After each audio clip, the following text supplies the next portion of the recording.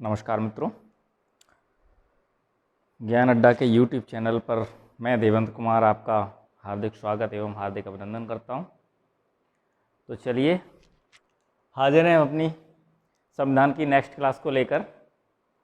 पिछले क्लास में मैंने आप लोगों को 1937 के प्रांतीय चुनाव के बारे में समझाया था और उसके बाद कुछ एक महत्वपूर्ण गवर्नर जनरल जो भारत के हुए हैं, जहाँ से प्रश्न निकलते हैं बन के, वो बताए थे। जैसे कि इस क्रम में आपको देखें तो पहला गवर्नर जनरल जो था आपका वारेन हेस्टिंग्स, जो कि जो कि बंगाल का अंतिम गवर्नर था और भारत का प्रथम गवर्नर जनरल बना। बंगाल का प्रथम गवर्नर जनरल बना था। ठीक है। और मतलब जो वारेन हेस्टिंग्स था पहले बंगाल का केवल गवर्नर था। उसके बाद जो वारेन हेस्टिंग्स था वो प्रथम बंगाल का गवर्नर जनरल बना, है ना। दूसरा गवर्नर जनरल आपका है लॉर्ड विलियम बेंटिंग, जो कि बंगाल का अंतिम गवर्नर जनरल था और भारत का प्रथम गवर्नर जनरल था। ठीक है। बंगाल का अंतिम गवर्नर जनरल, भारत का प्रथम गवर्नर जनरल। ठीक है। कौन? Lord William Bentinck. Right. Next है आपका लॉर्ड कैनिंग। ठीक है। लॉर्ड कैनिंग जो था वो भारत का अंतिम गवर्नर जनरल था और भारत का प्रथम वायसराय था। ठीक है। और चौथा है आपका लॉर्ड माउंटबेटन। लॉर्ड माउंटबेटन जो था वो भारत का अंतिम वायसराय था और स्वतंत्र भारत का प्रथम गवर्नर जनरल बना। कौन? Lord Mountbatten. ठीक है। उसके बाद फिर आते हैं आपके सी राजगोपालाचारी, जो कि भारतीय थे, है ना। तो ये क्या थे? ये स्वतंत्र भारत के अंतिम गवर्नर जनरल थे। ठीक है। और भारत के प्रथम और अंतिम भारतीय गवर्नर जनरल थे। ठीक है। तो यहाँ तक मैंने आप लोगों को पिछली क्लास में मैंने आप लोगों को यहाँ तक समझा दिया था। नेक्स्ट आगे की क्लास स्टार्ट करें तो आगे की बात है संविधान निर्माण की मांग एवं संविधान सभा का गठन। ठीक है। इसके बाद क्या होता है? संविधान निर्माण की मांग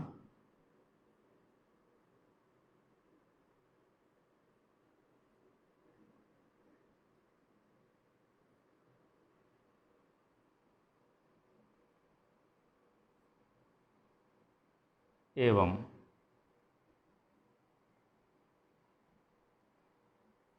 संविधान सभा का गठन। ठीक है। तो इसमें पहला हेडिंग होगा संविधान निर्माण की मांग। ठीक है।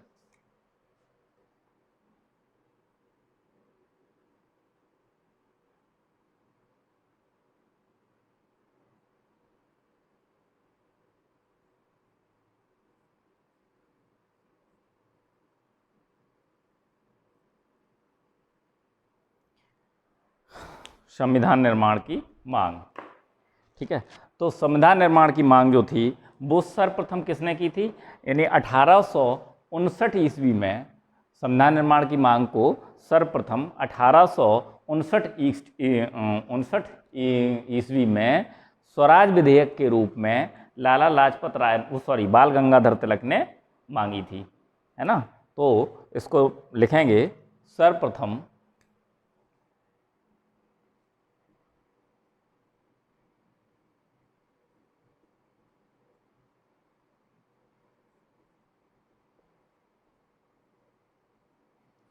1859 ईस्वी में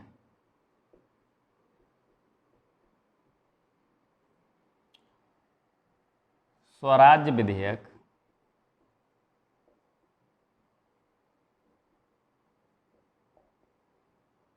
लाकर बाल गंगाधर तिलक ने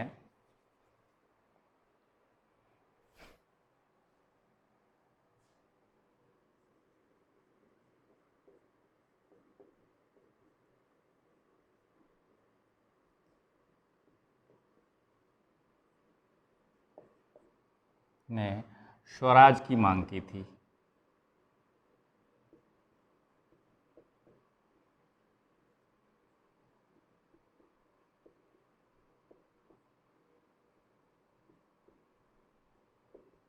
ठीक है, यानी कि भारत में संवैधानिक विकास की शुरुआत 1858 ईस्वी में ही हो गई थी।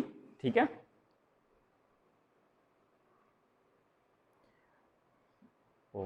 सॉरी थोड़ा सा मिस्टेक हो गई है, 59 नहीं है, 95 है, 1895 है। ठीक है,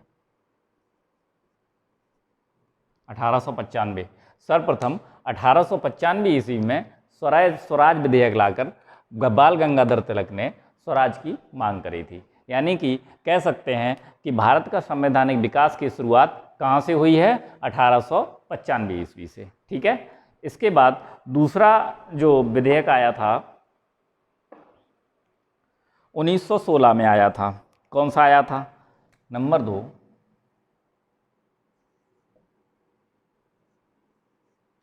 1916 में होम रूल आंदोलन में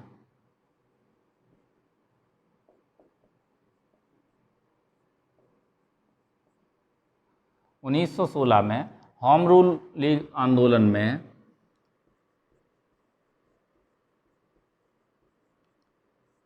सर्वप्रथम यह मांग उठाई गई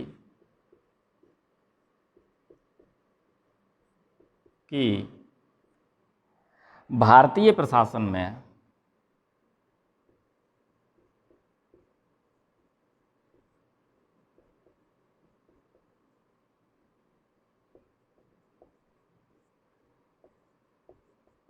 तथा या ऑब्लिक भारतीय विधि निर्माण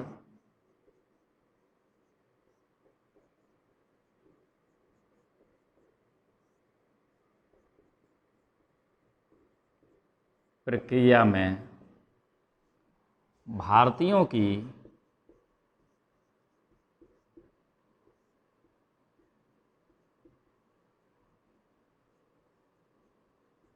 भागीदारी सुनिश्चित की जाए।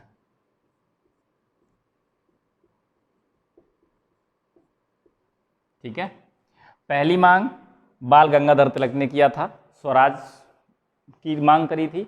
दूसरी बार 1916 में होम रूल लीग आंदोलन में सर्वप्रथम ये मांग की गई कि भारतीय प्रशासन में और भारतीय विधि निर्माण की प्रक्रिया में भारतीयों की भागीदारी सुनिश्चित की जाए। यानी कि भारतीय प्रशासन में और भारतीय विधि निर्माण प्रक्रिया में भारतीयों को शामिल किया जाए। ठीक है, नेक्स्ट पॉइंट आपका है, उसके बाद क्या हुआ? उसके बाद फिर बात आती है 1922 की। 1922 में क्या हुआ? तो नेक्स्ट पॉइंट लिखेंगे 1922 में महात्मा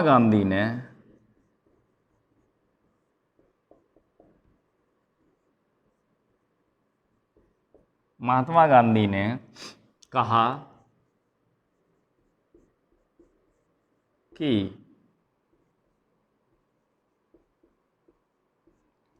भारत का संविधान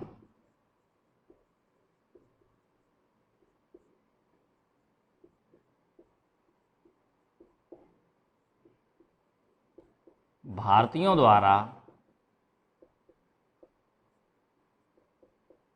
बनाया जाएगा। ठीक है, 1922 में महात्मा गांधी ने कहा कि भारतीय संविधान भारतीयों द्वारा बनाया जाएगा, अर्थात भारतीय संविधान का निर्माण भारतीय ही करेंगे। ठीक है,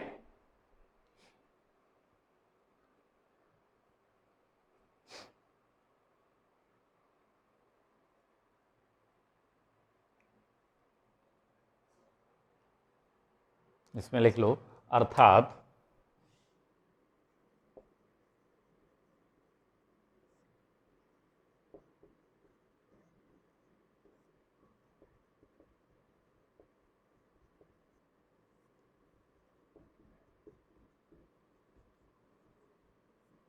भारतीय संविधान का निर्माण भारतीयों की इच्छा से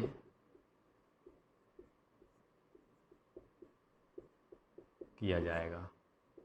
ठीक है, क्योंकि ये क्वेश्चन एज इट इज पूछे जाते हैं, ये शब्द एज इट इज पूछे जाते हैं कि किसने कहा था कि भारतीय संविधान का निर्माण भारतीयों की इच्छा के अनुसार किया जाएगा, या भारत का संविधान भारतीयों द्वारा बनाया जाएगा। ये 1922 में महात्मा गांधी ने कहा था। ठीक है, नेक्स्ट पॉइंट है आपका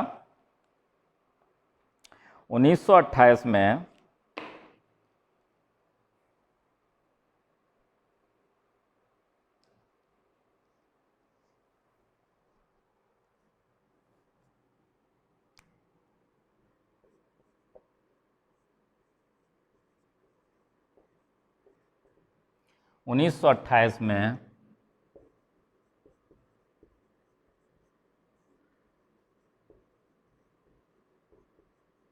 साइमन कमीशन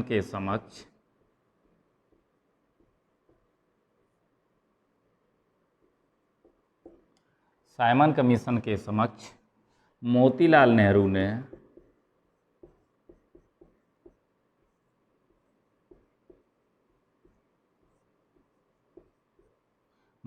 नेहरू ने अपनी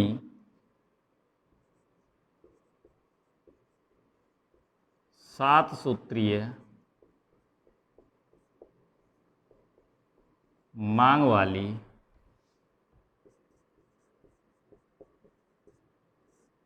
रिपोर्ट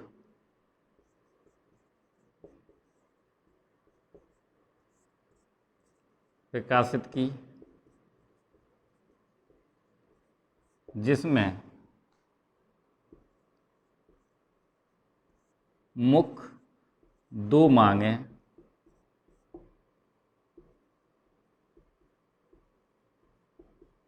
महत्वपूर्ण थीं। अब दोनों में कौन कौन सी थी? पहली है आपकी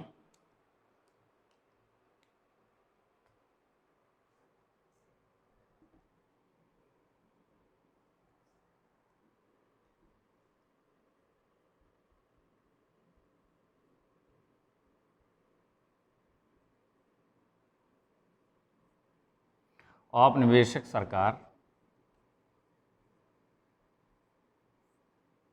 ठीक है।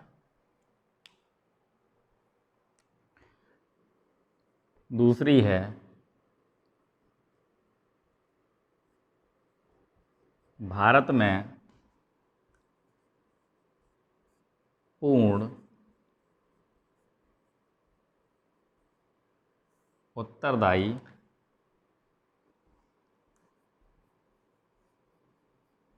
सरकार।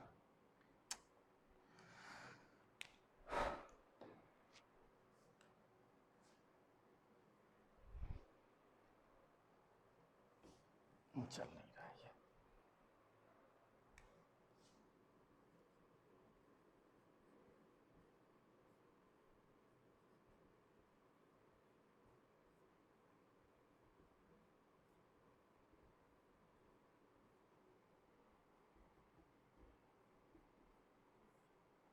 ठीक है, तो 1928 में जो साइमन कमीशन के समक्ष मोतीलाल नेहरू ने अपनी 7 सूत्री मांगों वाली रिपोर्ट प्रस्तुत की, उस रिपोर्ट में दो मांगें उनकी महत्वपूर्ण थीं, और जो मुख्य मांगें थीं दो थीं। कौन कौन सी? एक औपनिवेशिक सरकार कि भारत में एक औपनिवेशिक सरकार बने, है ना, और दूसरा भारत में पूर्ण उत्तरदायी सरकार का निर्माण हो। औपनिवेशिक सरकार का मतलब होता है कि जिस देश में किसी देश का कब्जा हो तो उस देश का सरकार उस देश की रहेगी, लेकिन सरकार चलाएंगे कौन?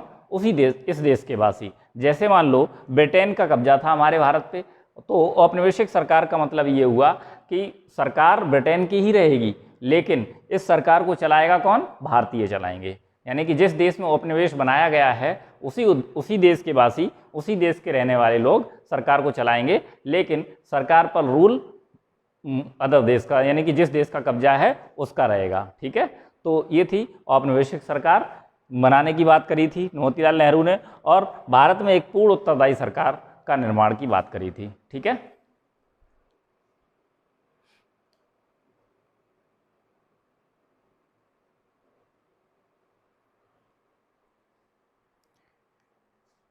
भारत में, और यहाँ पर लिख दो केंद्र में, भारत में यानी केंद्र,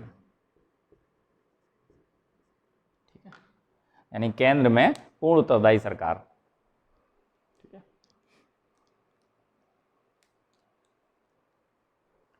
नेक्स्ट पॉइंट है आपका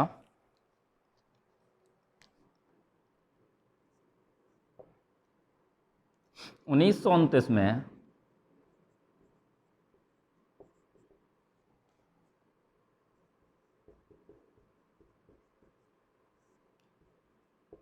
कांग्रेस के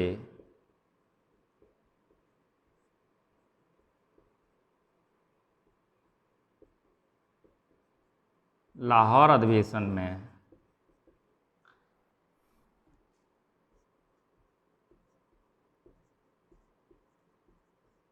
जे.एल. नेहरू ने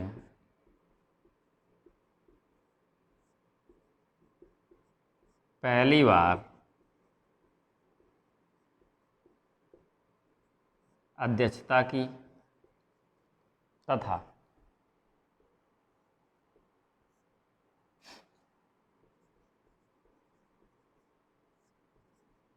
नेहरू ने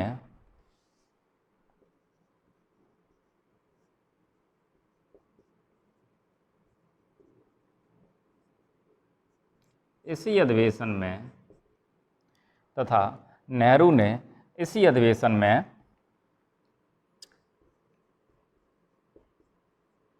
प्रत्येक वर्ष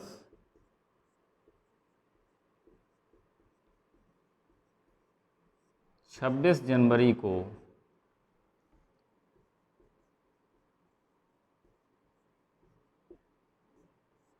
स्वाधीनता दिवस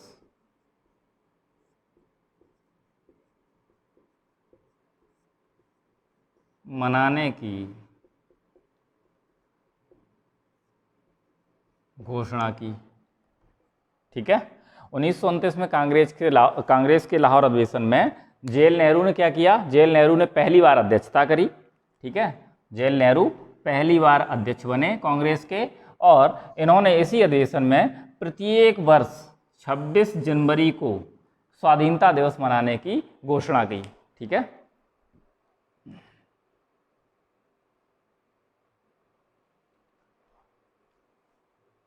और यह अधिवेशन जो था वो रावी नदी के तट पर हुआ था, ये भी नोट कर लीजिए।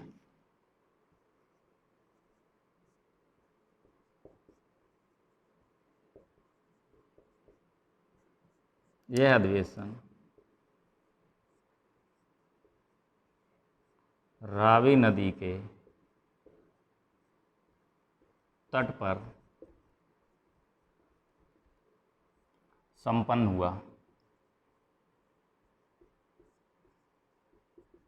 ठीक है,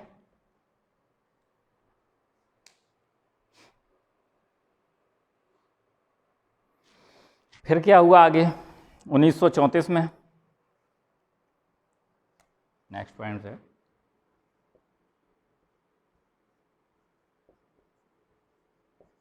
1934 में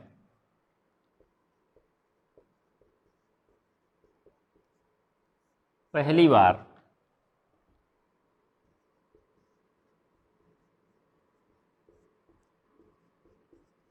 बी.एन. राव ने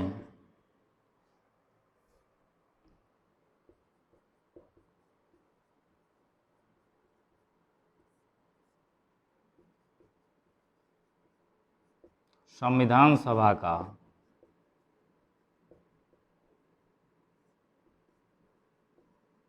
सुझाव दिया। ठीक है, बी.एन. राव ने पहली बार संविधान सभा का सुझाव दिया। ओ सॉरी, बी.एन. राव नहीं, एम.एन. राव थे, सॉरी, एम.एन. राय थे। एम.एन. राव ने संविधान सभा का सुझाव दिया। राय की जगह राव लिख गया। एम एन राय ने संविधान सभा का सुझाव दिया। ठीक है,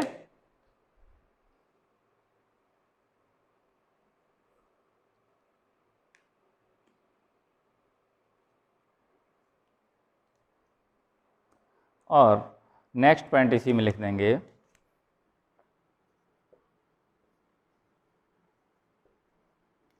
उन्नीस सौ सैंतीस में जे.एल. नेहरू ने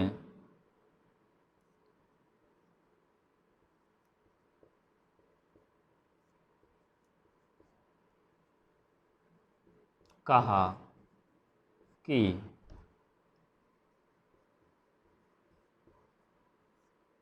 भारतीय संविधान का निर्माण भारतीय लोगों द्वारा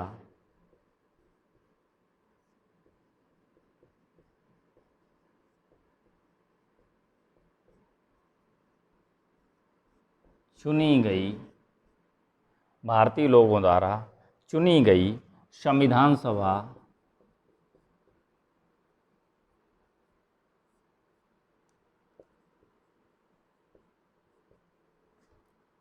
के द्वारा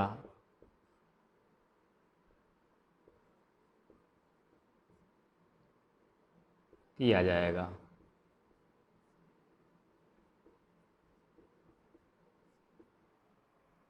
राइट, यानी क्रम से आप देखते जाइए, हुआ क्या, 1895 ईस्वी में स्वराज विधेयक लाकर स्वराज की मांग की किसने, गंगाधर तिलक ने।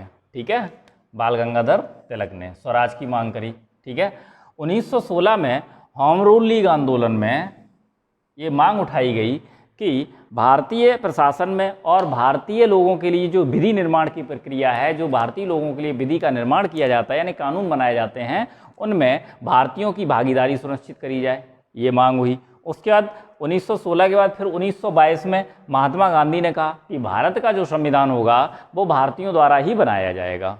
ठीक है, उसके बाद उसके बाद क्या कहा, 1928 में जब साइमन कमीशन के विरोध में जवाहरलाल नेहरू ने अपनी नेहरू रिपोर्ट प्रकाशित करी थी, है ना, नेहरू रिपोर्ट प्रकाशित करी थी, तो उसमें दो मांगें बहुत महत्वपूर्ण थीं। एक तो थी औपनिवेशिक सरकार और दूसरा था आपका भारत के केंद्र में पूर्ण उत्तरदायी सरकार।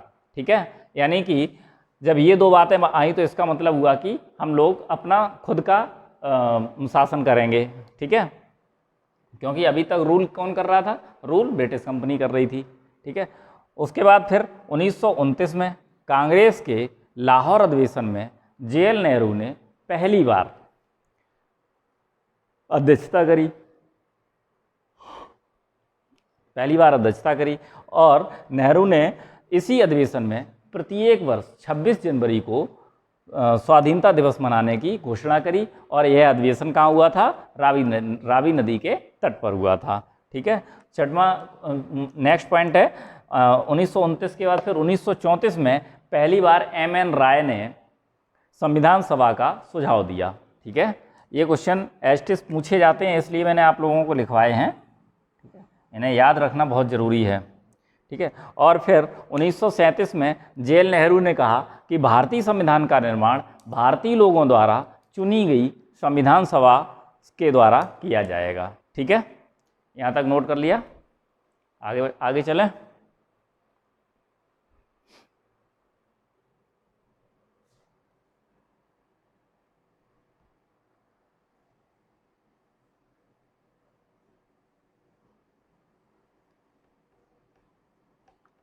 संविधान निर्माण की मांग का टॉपिक थोड़ा बड़ा है, क्योंकि जब से संविधान मांग के स्टार्ट हुई और जब से संविधान बन नहीं गया तब तक उसकी मांग चलती ही रही, इसलिए इसका थोड़ा सा बड़ा टॉपिक है और यहाँ से क्वेश्चन बहुत ज़्यादा पूछे जाते हैं, इसलिए मैं आप लोगों को एक एक पॉइंट लिखवाए दे रहा हूँ। ठीक है, और इसको बहुत ध्यान से पढ़िएगा।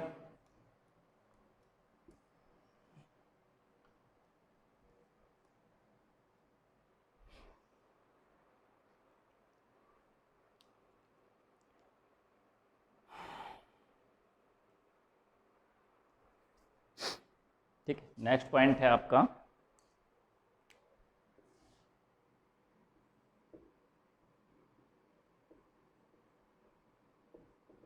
1940 में लॉर्ड लिन लिथगो द्वारा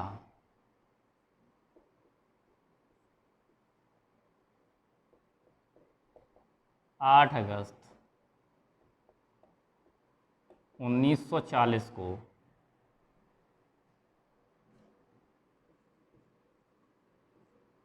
एक प्रस्ताव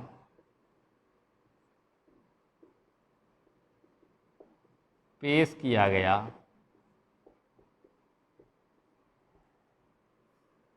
जिसे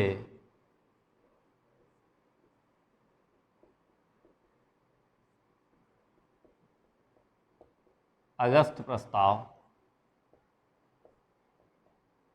कहा गया। इसके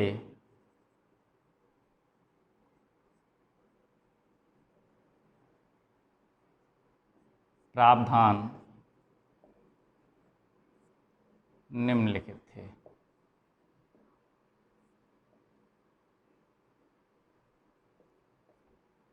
आठ अगस्त 1940 को एक लॉर्ड लिन लिथगो के द्वारा प्रस्ताव प्रस्तुत किया गया जिसमें निम्नलिखित कथन थे, है ना। वो कथन क्या थे कि द्वितीय विश्व युद्ध के बाद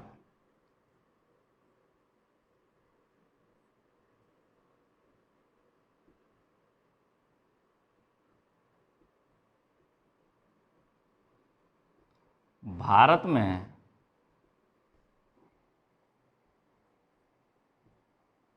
दो कार्य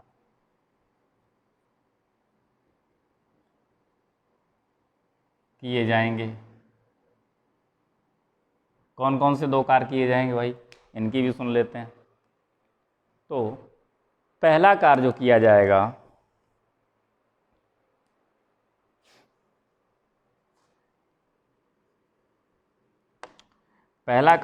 जाएगा वो होगा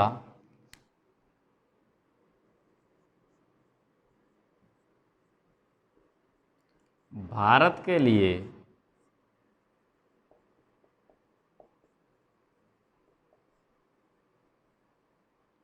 औपनिवेशिक शासन,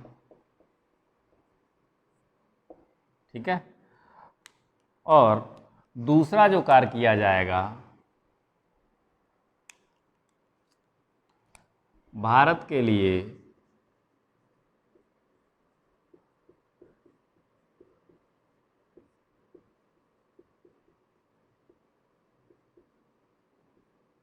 संविधान निर्माण, ठीक है। यानी कि 1940 में 8 अगस्त 1940 को जो लॉर्ड लिन लिथगो जो प्रस्ताव लाया था जिसे अगस्त प्रस्ताव कहा गया, उसमें दो बातें कहीं। कौन कौन सी दो बातें कहीं? एक तो बात ये कही कि द्वितीय विश्व युद्ध के बाद भारत के लिए एक औपनिवेशिक शासन की व्यवस्था करी जाएगी।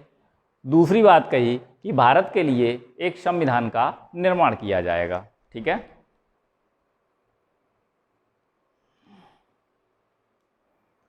तो इसका परिणाम क्या हुआ कि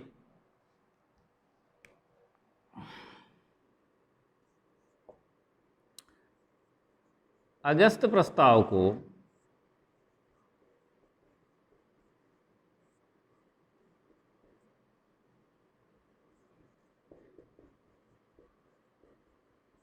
कांग्रेस एवं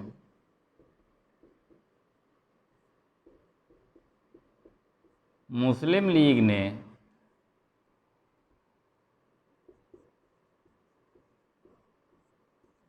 सिरे से खारिज कर दिया।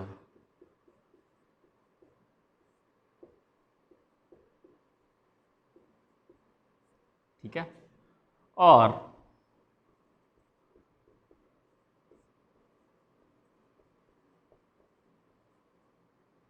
महाराष्ट्र के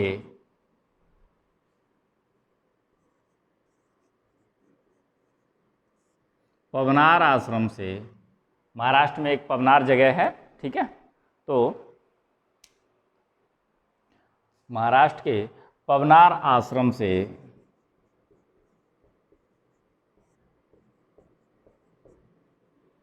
व्यक्तिगत सत्याग्रह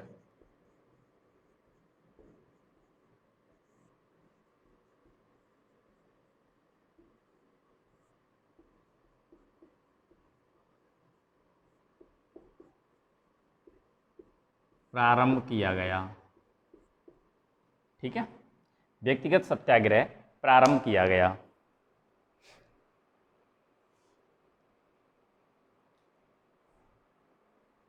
नेक्स्ट पॉइंट इसी में लिखेंगे,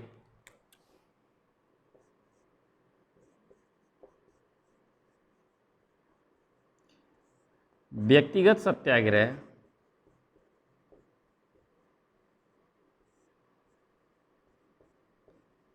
के पोषक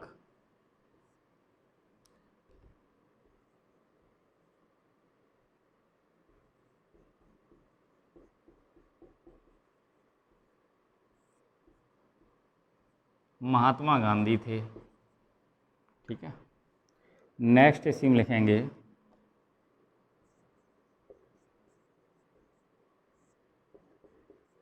व्यक्तिगत सत्याग्रह के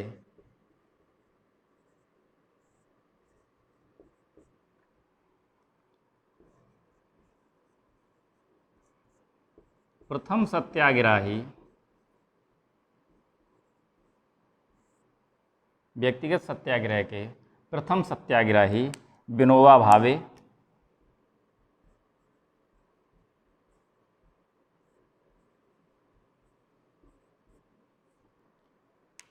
एवं द्वितीय सत्याग्रही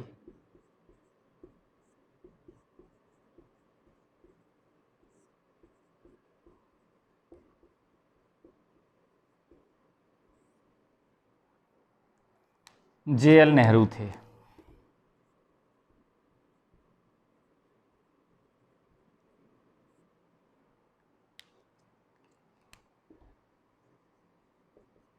ठीक है। यानी कि व्यक्तिगत सत्याग्रह के प्रथम सत्याग्रही विनोबा भावे और द्वितीय सत्याग्रही JL नेहरू थे, और सत्याग्रही जो व्यक्तिगत सत्याग्रह था इसके जो पोषक थे वो महात्मा गांधी थे, ठीक है।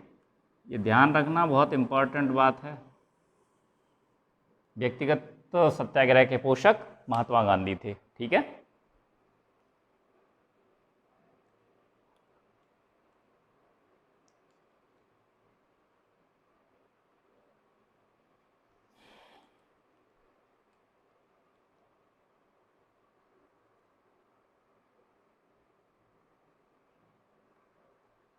इसके आगे क्या हुआ, ये तो हो गई 40 की बात। अब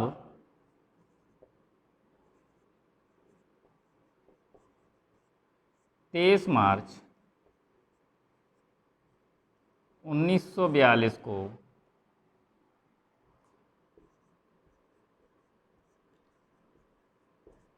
sir Stafford Cripps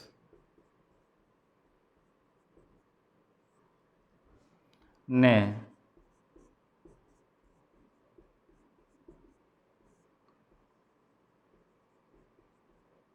Cripps mission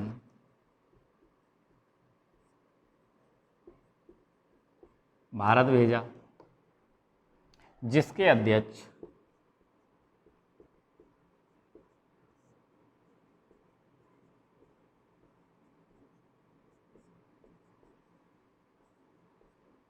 स्वयं क्रिप्स थे।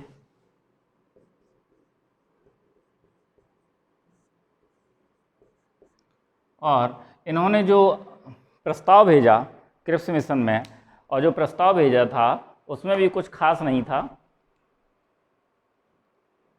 ठीक है, जो कि इन्होंने जो अपनी रिपोर्ट सबमिट करी थी 42 में,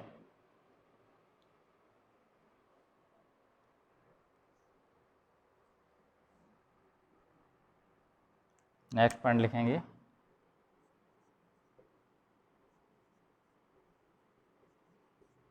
तीस मार्च 1942 में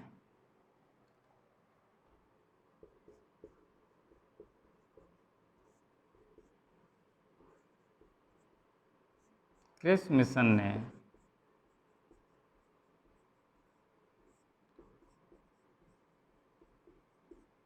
अपनी रिपोर्ट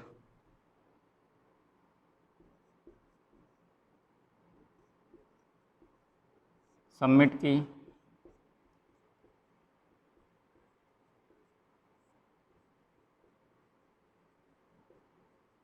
जिसके प्रावधान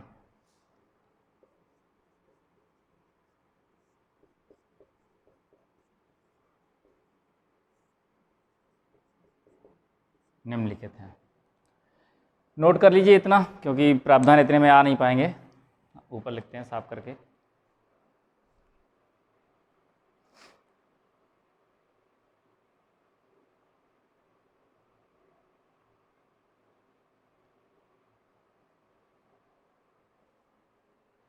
लिख लिया होगा आप लोगों ने।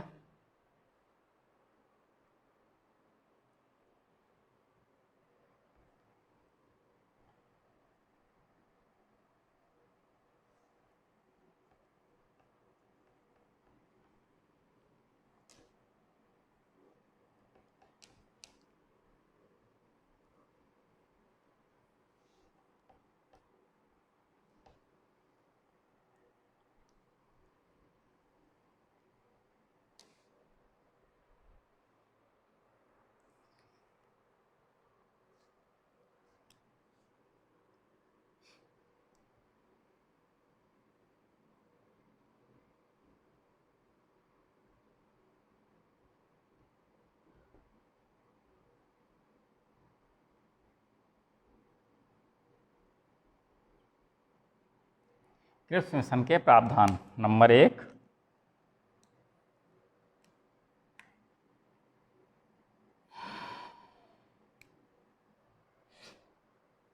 जो भारत है, भारत के लिए क्या करेंगे ये? नंबर 1,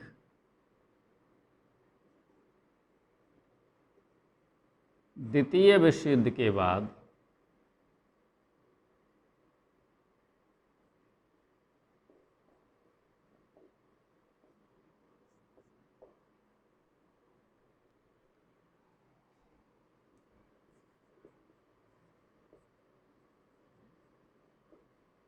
भारत के लिए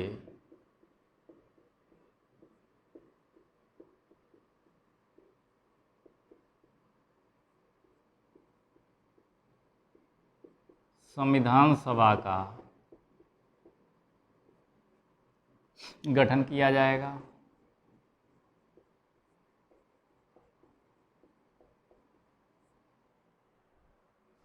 सेकंड क्या था प्रावधान? मुस्लिम लीग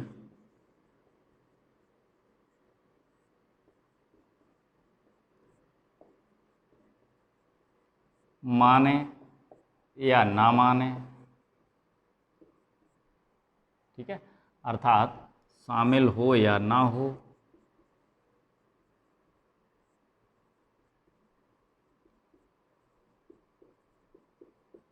ठीक है। तीसरा प्रावधान जो था, तीसरा प्रावधान था कि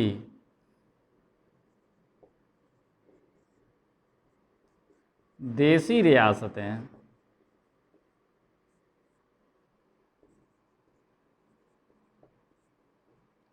चाहें तो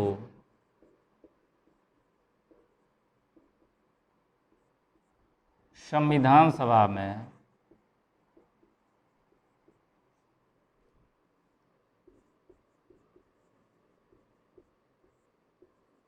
शामिल हों या अपना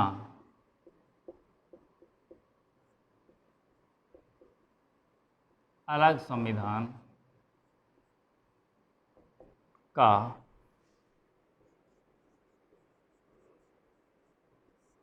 निर्माण कर लें,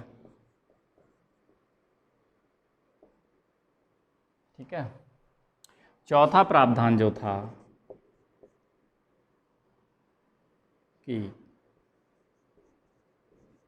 भारत को पूर्ण औपनिवेशिक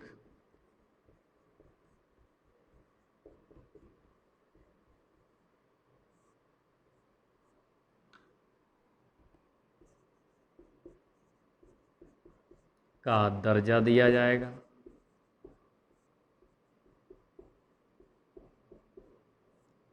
भारत को पूर्ण औपनिवेशिक का दर्जा दिया जाएगा।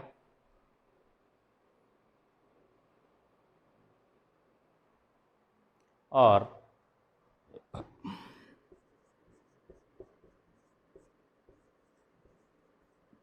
पूर्ण औपनिवेश को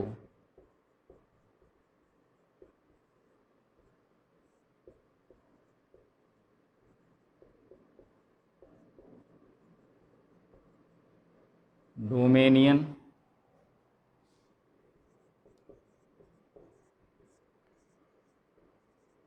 स्टेट कहा जाएगा।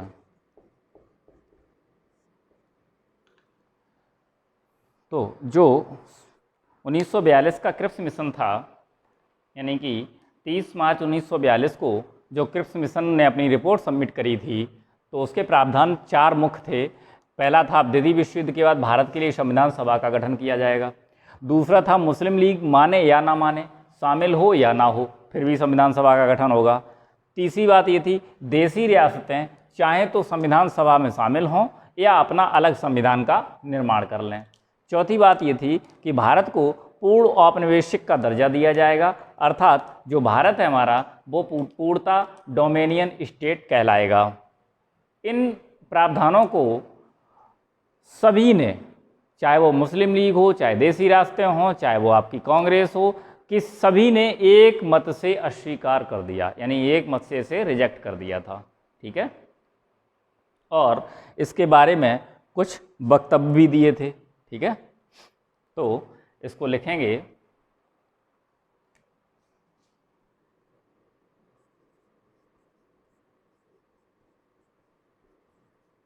इस प्रस्ताव को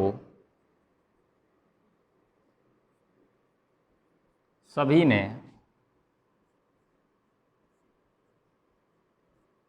एक मत से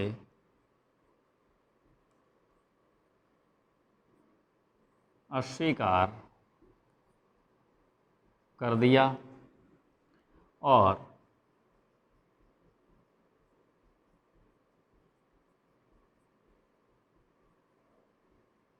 निम्नलिखित वक्तव्य दिए। क्या वक्तव्य दिए ये भी जान लेते हैं।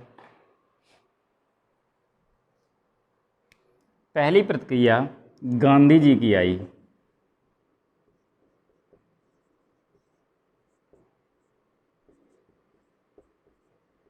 गांधी जी ने इसे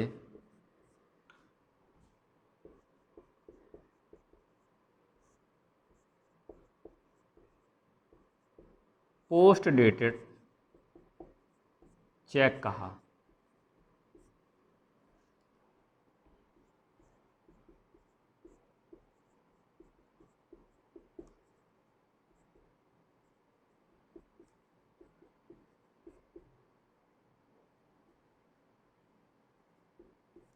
ठीक है, गांधी जी ने इसे क्या कहा? Post dated cheque. ठीक, गांधी जी ने इसे पोस्ट डेटेड चेक कहा। ठीक है, नेहरू ने क्या कहा?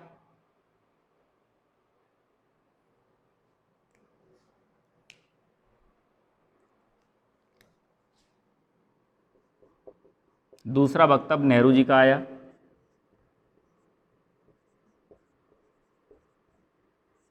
जेएल नेहरू ने इसे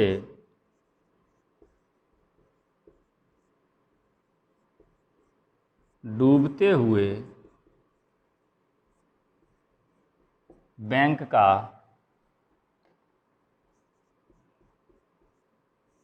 उत्तर दिनांकित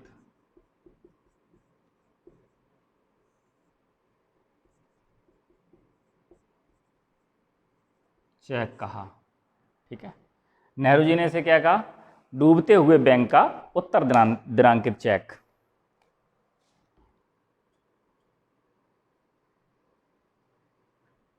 ठीक है, उसके बाद फिर तीसरी प्रक्रिया किसकी आई? रमैया की। तीसरी प्रक्रिया आई रमैया की।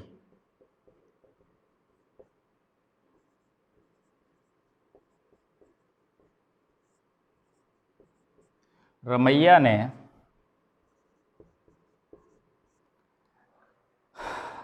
ने इसे अगस्त प्रस्ताव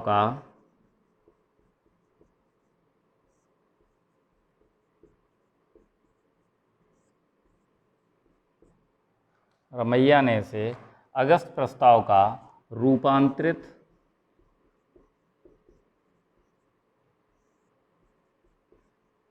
रूप कहा। ठीक है, रमैया ने क्या कहा इसे? अगस्त प्रस्ताव का रूपांतरित रूप। ठीक है,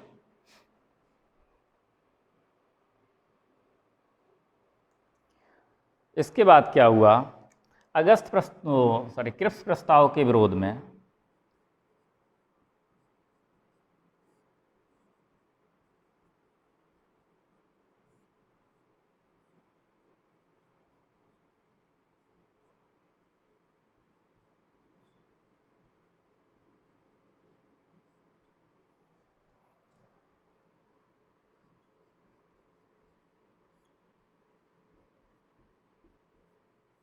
भारत छोड़ो आंदोलन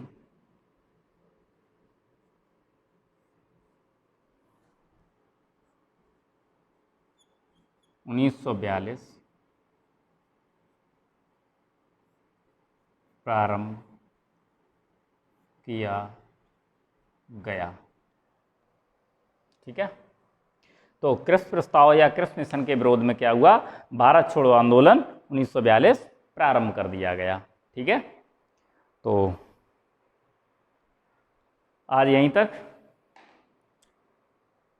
कल इसके आगे से चर्चा करेंगे। ठीक है, तब तक के लिए आप लोगों से विदा चाहूँगा, और जाते जाते आप लोगों से एक छोटा सा निवेदन, वही अपना पुराना परंपरागत निवेदन जिसे कहते हैं, कि अगर आपको क्लास हमारी अच्छी लगती हो और पसंद आए तो इसे लाइक, सब्सक्राइब और शेयर ज़रूर करें। धन्यवाद।